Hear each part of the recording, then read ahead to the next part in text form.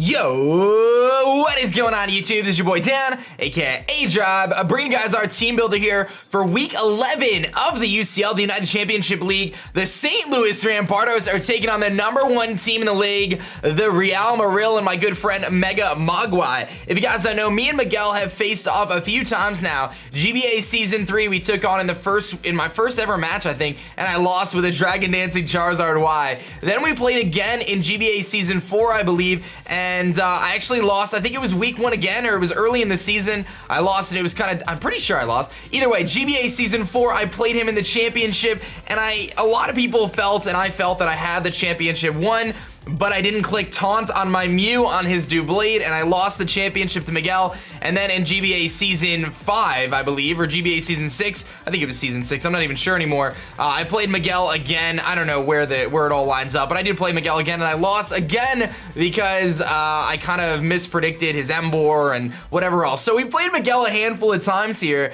and a few of those times I've been really, really close to a victory, and he is just a phenomenal battler, guys. He's like definitely one of the best battlers in the league. Him and I both hold each other in incredibly high regard. I even have seen him tweet out saying that he thinks that I'm one of the best battlers in this format, which is a really, really amazing compliment to get from someone as good as him. Of course, he was the Season 4 champion. I was the Season 5 champion in the GBA, but this is the UCL, and we've yet to play in the UCL, so this will be our first kind of rendezvous here in the UCL as far as I remember. And again, he has the best team in the league, man. So if you're excited and you're looking for a match to watch on Saturday, there's gonna be some great matches in the UCL as always, but this is gonna be a blockbuster. I'm sure it will be. Win or lose, man, it'll be a lot of fun, and I'm not too stressed about it. It's actually like I'm kind of like relaxed now because I spent a tremendous amount of time team building, and big shout outs to all my friends who helped me team build. It's no secret that a lot of people who build in these leagues do work with different teams of people and stuff like that, and I'm no exception to that. So big shout outs to all my friends behind the scenes who do throw me some ideas once in a while, and while I don't always use the ideas, it's always nice to think of all the scenarios when it comes to team building. So before I talk about his team and my team, I'm gonna tell you guys I went through 4 or 5 iterations of this team. So I originally started with one team, and then I changed it, and then I hit up one of my other friends and built a team with him, and then I decided to scrap half that team and go back to my original idea, and I was tweaking things all last night up until the morning, and I even made some last minute decisions right here before this match. So it's always kind of tough because you never know whether it's the right decision or the wrong decision, but I feel good about the team we're bringing in. I think it's going to give us some opportunities to hopefully pick up a W here and walk away with a victory against the Real Marill and Mega Mogwai, of course. So let's talk about his team here. He's got a Tornadus Therian, very, very good Pokemon, obviously with Regenerator, has the ability to run Hurricane, it can run Superpower, Focus Blast, U-Turn, Knockoff, Grass Knot. It gets a lot of different utility coverage, Heat Wave, things like that. Typically seen as a mixed attacker, but it's got a blistering 121 base speed stat, so you're gonna have to really play around that. He's got a Latios. Latios is a really, really good Pokemon, actually, and this thing is, he's got a Mega Latios, which makes it even better, but he has the opportunity to run either regular Latios or Mega Latios, so that's kind of that. So we'll definitely kind of see what he's gonna do there. He's got a Klefki as well. Klefki is a Fairy and Steel-type Pokemon with the ability Magnet Rise, or not an ability, but the move Magnet Rise, the ability Prankster, and that could definitely cause some problems for my team, so I have to be very careful around that Klefki. He's got a Mamoswine, of course. Mamoswine is a huge offensive threat, one of my favorite Pokemon to use, but one of my least favorite Pokemon to face because it always tends to do some sort of damage, man. This thing is a monster. Earthquake hits incredibly hard. It's got Icicle Crash, things like that, so on and so forth. And I'm gonna be honest with you guys, as I'm talking about this team here, I actually think I'm gonna make a change back from the team I'm gonna show you. So once I get through his team, I'm gonna make another cut. I'm gonna change it back. I'm really like kind of on the cusp with this one Pokemon, but I'll talk about it and then we'll decide after we talk about it, I guess. He's got a Tentacruel as well, Rapid Spinner, obviously kind of poison type, takes up Toxic Spikes, does get the ability Liquid Ooze, which is very good against my Venusaur. If I hit it with a Giga Drain, it actually reduces my health rather than heals me, so very cool stuff there. Same with against Leech Seed and stuff like that. It does have a base 100 speed stat, but typically is seen more bulky with Rapid Spin, so he does have hazard removal there.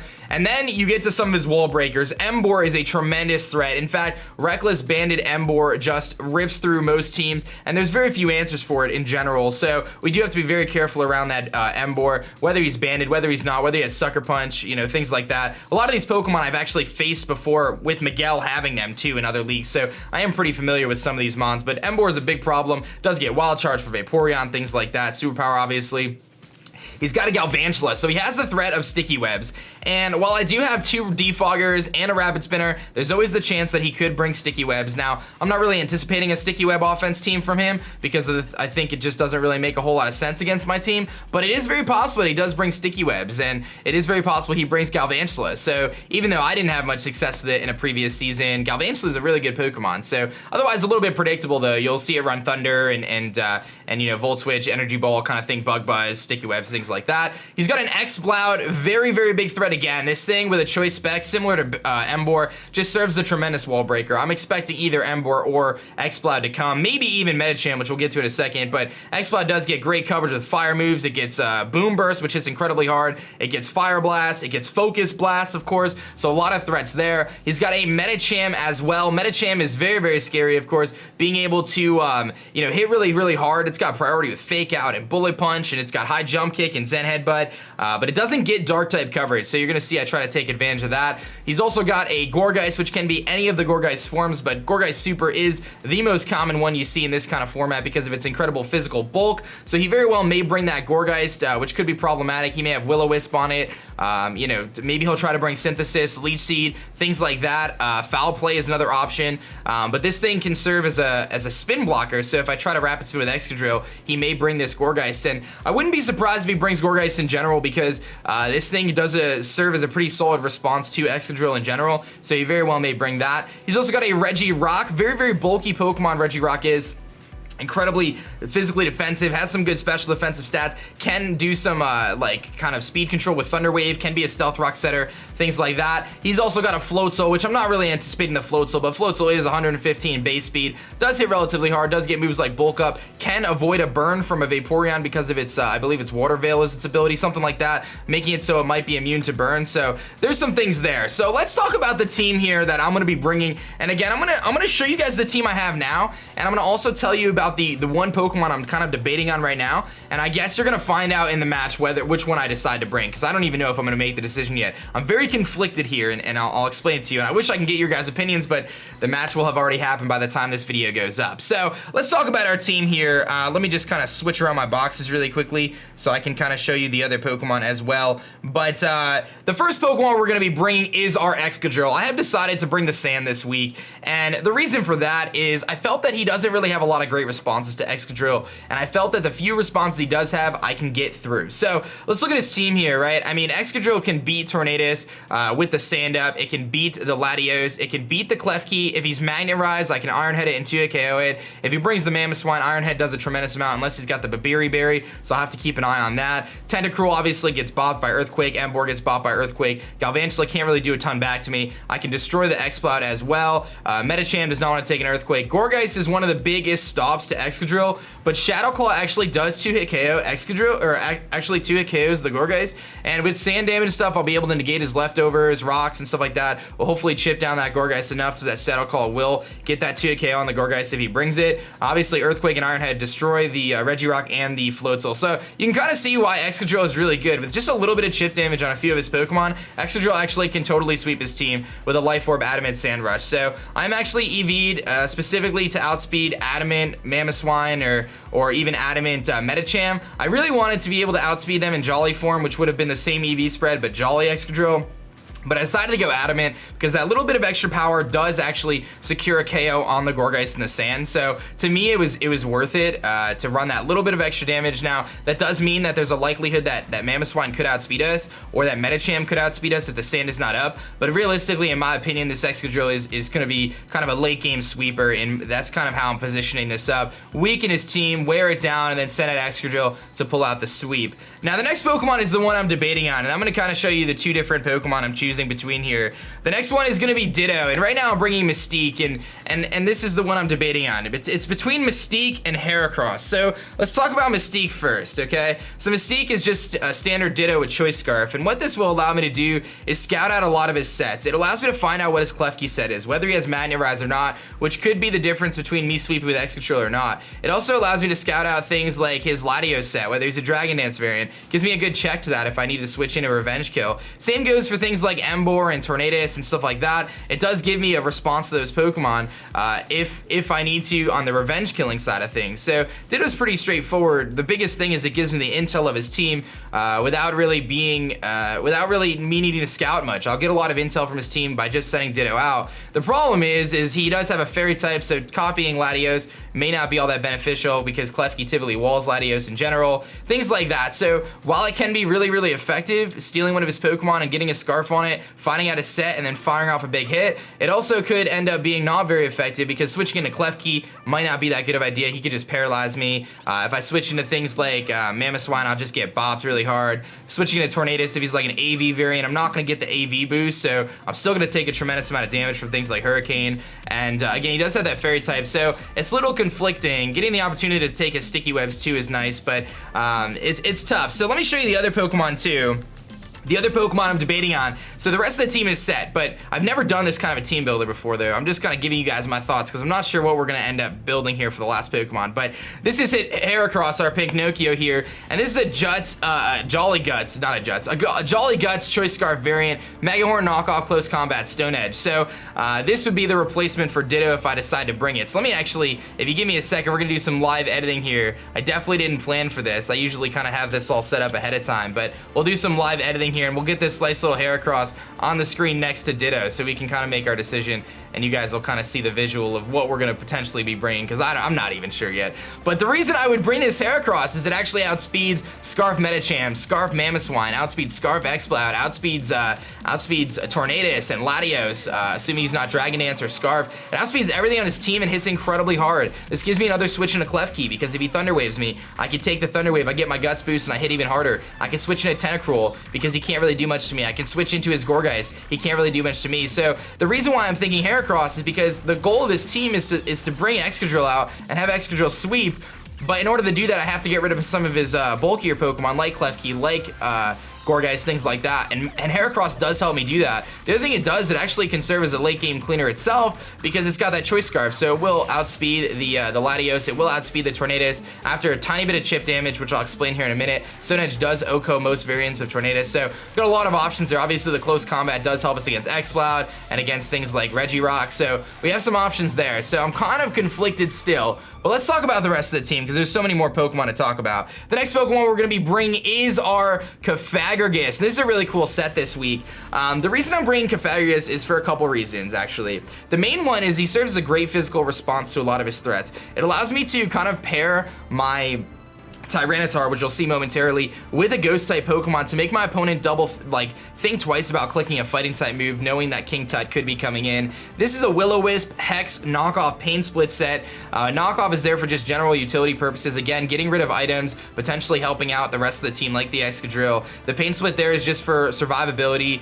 We've got a tremendous amount of physical bulk, a little bit of special bulk to allow us to take some hits from Tornadus. Will-O-Wisp is there to wear down his team, including things like Gourgeist, things like Tentacruel, stuff like that. And Hex actually will pair up nicely with our Tyranitar, and as you'll see in a second here, allowing us to hit those Pokemon that are status for 2x damage. And this thing is really, really neat. And the reason why this thing has the utility it has is Tornadus typically carries Knockoff and U-Turn and Hurricane and maybe Superpower. That's like a pretty standard Tornadus set that I think would be very effective against my team. But what this does is Tornadus comes in and its main usefulness is having that Regenerator that heals it up every time it switches back out. So if Stealth Rocks are up, Regenerator kind of heals that. So it's not a huge of a deal. Same with Life Orb damage, things like that. But having this Rocky Helmet and having the Mummy ability means that if Tornadus makes contact with King Tut, he's going to lose his Regenerator. So if he switches out, he does not get that Regenerator boost anymore. And that makes it a lot easier to wear down Tornadus, where otherwise it would be a harder Pokemon to wear down because of that Regenerator. This also does hit the Latios relatively well. well with that Hex. It's 2 KO, depending on the spread, especially if he's status. I can beat the Klefki, of course, by statusing it and then hexing it a bunch of times. I can take some hits from Mamoswine, threaten it out with a burn. You know, I could get rid of an item on the Emboar potentially, or pain split it, even do some damage with Hex. So there's a lot of utility with this Pokemon, and another thing it does, it gives me a very reliable response to Medicham, something I otherwise would have a hard time with, because Scarf Medicham with high jump kick can just plow through my team otherwise. So by having this, I basically keep him from being able to click that move. He'd be forced to run a Drain Punch or Zen Headbutt or something like that, and those moves aren't as effective. Not to mention, if he's a Life Orb variant, he'll get worn down relatively quickly with that Rocky Helmet. So that's the King Tut I'm bringing. I like this set a lot. I think it's going to be really cool, and hopefully it'll come into good work and do good things. We've got our Tyranitar here, which is our primary sand setter and our bulky threat this week. Tyranitar is rocking max HP, a tremendous amount of defense, a lot of special defense. We've got the Smooth Rock there to maximize 8 turns of sand. That'll give Excadrill the most opportunity to run in the sand. Now, I understand that things like Klefki do get Prankster. He could run Prankster, you know, Rain Dance or something to potentially stop that. But nevertheless, Godzilla is so incredibly important because it's really my only answer to things like Hurricane, things like Latios in general. I can switch into Latios unless he's like an HP fighting variant, which even so, I can still take those hits. I can take on Klefki actually relatively well. I could paralyze it and kind of weaken it a little bit there. We also match up relatively well against a few of his other Pokemon. This is one of my only switches to Specs Exploit Boom Burst. I can resist that. I can take on the Gourgeist and crunch it, even though he can burn me. He very well may speed creep me with the Gourgeist. He may throw some speed in there to kind of outspeed our Godzilla, but I'm not too stressed about that. If he outspeeds me. The next Pokemon you'll see is kind of there for that. But either way, Godzilla is very important for me to try to get those Stealth Rocks up as early in the match as I can, but also I need to be able to make sure that I can handle, you know, some of his big offensive threats and keep my Tyranitar alive as long as possible, so I can set the sand mid to late game to allow 8 turns for Excadrill to put in the work. So we'll have to be very, very careful with this and make sure we don't let Tyranitar go down too early. We really, really need this Pokemon to not only take some hits, but also set the sand and keep the sand up. So, because Excadrill is going to be relying upon that, as you can probably tell. The next Pokemon we're going to be bringing is our Oxygen here, Vaporeon, which has been brought to almost every single game this season. And while it doesn't have the best matchup against this team, I feel like the utility for Vaporeon is far too important for me not to bring. What it does for me is it allows me to take hits from things like Tornadus relatively well. I can switch into Klefki. I could take a hit from Mamoswine. I could take on the Tentacruel from a defensive perspective. I could take on Emboar if he's not banded Wild Charge and Superpower. Like, I can take those hits and I can Wish and Protect and heal back up, get those leftovers, but most importantly, I have the Heal Bell there, and the Heal Bell is going to allow me to play a little bit more reckless with a team that has a lot of status on it. Klefki potentially carrying Thunder Wave, Sludge Bombs and Scald Burns from the you know, Tentacruel, potentially dealing with Will-O-Wisps from the Gourgeist. All those different things make it so I think it's important for me to have the ability to Heal Bell off those statuses if we run into a little bit of a pinch. So that's why I'm thinking Vaporeon's a really good pick here. Pretty standard EV spread. We're going to be running mostly max defense, good amount of HP, a little bit of special bulk to just take some hits there, but those leftovers are going to hopefully come in handy with the Wish and Protect to kind of keep our team healthy, maybe heal up you know, Tyranitar again and stuff like that to allow maximum sand setting. And last but not least is going to be Earhart, our Salamence. I believe the last time we brought Salamence, it picked up 3 kills and put in some work. This time we're bringing a Dragon Dancing variant, semi-bulky Dragon Dancing variant of Salamence. This is a very specific set designed for his team. I'm running the Naive Nature with a good amount of HP investment, 132 HP, 100 speed, 252 attack, 12 defense, 12 special attack. Very, very unique spread here with Intimidate, and let me try to explain this spread. So the first things first, I wanted to have some bulk on here because otherwise my team has a hard time dealing with things like Emboar, and I felt that if I was able to kind of get my defensive core rounded out with Cofagrigus and Tyranitar and Venusaur and even a pseudo-defensive Salamence, that'll help my team quite a bit. We've got the Yachi Berry there to take an Ice Shard from the Mamoswine. Actually, after an Intimidate, I can live a Life Orb Icicle Crash as well with the Yachi Berry, so very nice stuff there. The EVs and the spread actually make it so with Fire Blast, I 2-hit KO Klefki 100% of the time, even if he's a max special defense variant, as long as he's not a dual screen set. I also 2-hit KO Gourgeist 100% of the time with this Fire Blast, and the reason I'm running Fire Blast over Fire Fang is for one reason. It allows me to make sure I can OHKO or 2-hit KO the Gourgeist even if he Will-O-Wisp me, and I know that sounds sounds kind of funny, but the chances of that Gorgeist coming in on a Dragon Dance, he goes to the Will-O-Wisp, I can bop him with 2 Fire Blasts and get rid of a huge threat for Excadrill. So again, the idea of this team is to open the door for Excadrill and kind of clean up the Pokemon ahead of time, so Excadrill has an opportunity to come in with the Sand Up and hopefully sweep his team. So that's kind of my set there. Dragon Dance, Dragon Claw, Earthquake, Fire Blast. Again, I didn't really need a ton of speed. The speed is there to make sure I outspeed things like Mamoswine at full or at max speed and Medicham at max speed. So we'll definitely outpace those. And again, this does switch in relatively decently to Emboar. It's not the best switch in the world, but it does switch in okay to that. I do have the ability to take some hits. I could take on the Tornadus relatively well, hit it pretty hard with the Dragon Claw. Earthquake obviously will destroy Tentacruel and Emboar Okos, those Pokemon. And then we've got the Dragon Claw there just to generally hit his team really hard. Fire Blast again for Gorgeist and Klefki. And that's that set. So I guess the only thing left to decide is Heracross versus Ditto. And this is going to be my longest team builder ever, guys, because of this dilemma here. And I'm probably going to make a game time decision, so I guess you'll find out when the match starts. But right now, I'm leaning towards Heracross, and the reason for that is, again, I'm telling you, my focus is to get Excadrill an opportunity to sweep, and Heracross gives me a more reliable offensive threat than Ditto would give me. Ditto gives me the scouting potential, it gives me the insight of his team.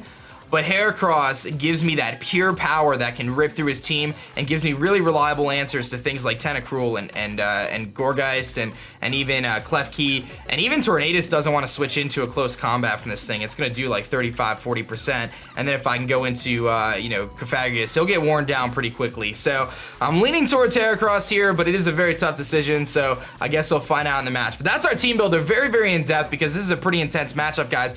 We pretty much have to win. If you don't know our schedule, the last 5 games, it's Miguel, I don't know what order, but it's Miguel, Leo, both teams are 9-1. Numb Nexus, I think he's 6-4, something like that, so he's one of the top 6 teams. JYT Gamer is 8-2. And then Nips and the Long Island Regirockies, who's having a bit of a tough season, but definitely a good opponent nevertheless. So 4 of our last 5 games are against 4 of the top 5 teams aside from myself, so we have such a tough schedule ahead, guys, but I'm going to do my absolute best to try to make the playoffs, and if we do end up getting eliminated either this week or next week based on some not so good matches, that's okay, man. We'll just focus on having some fun for the last 2 weeks, but otherwise, I'm still in the playoff hunt, man. I'm gunning for that spot, and I'm going to try to make it happen against the Real Marill and Mega Mogwai. So, sorry for talking your ear off, guys. I hope you had fun listening to my team building thought process here, and I hope you guys are stoked for the match. It is going to be a good one regardless of the outcome. I'm very excited, and thank you guys again so much for watching. My name is Dan. I'm the coach of your St. Louis Rampardos, and I'm going to catch you guys later. Peace.